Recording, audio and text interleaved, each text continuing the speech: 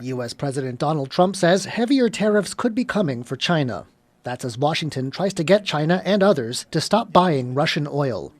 Already, Trump's raised tariffs on India to 50% over its imports of Russian oil, a move India has condemned as, quote, unfair, unjustified, and unreasonable.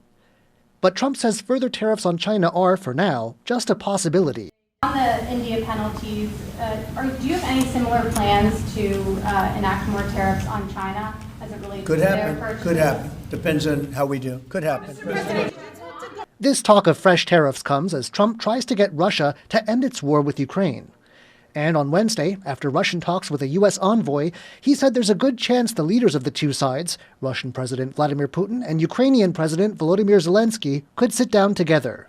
Well, there's a very good prospect that they will. And we haven't determined where, but we had some very good talks with President Putin today.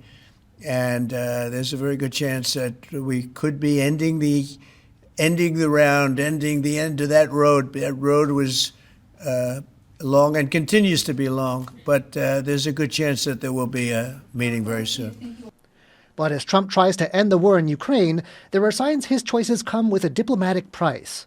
One analyst says India-U.S. relations have been bad before, but not this bad in a long time, as India braces for $64 billion in lost exports. I think that this is the lowest point that U.S.-India relations have experienced over the last 2 decades of strategic partnership. It's not the worst moment in the history of U.S.-India relations, and that's because there were some really dark days for this relationship during the Cold War, particularly during the last few decades of the Cold War, and also when India formally became a nuclear weapon state in the late 1990s. That prompted U.S. sanctions that really plunged the relationship to a low. And while India-China relations are marred by tensions and territorial disputes, there are hints of a thaw as both countries face hefty U.S. tariffs. Indian Prime Minister Narendra Modi hasn't been to China in 7 years, but he's now heading there for the Shanghai Cooperation Organization summit that starts August 31st.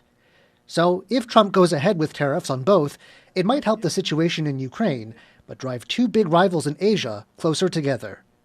Lien and John Van Trieste for TaiwanPlus.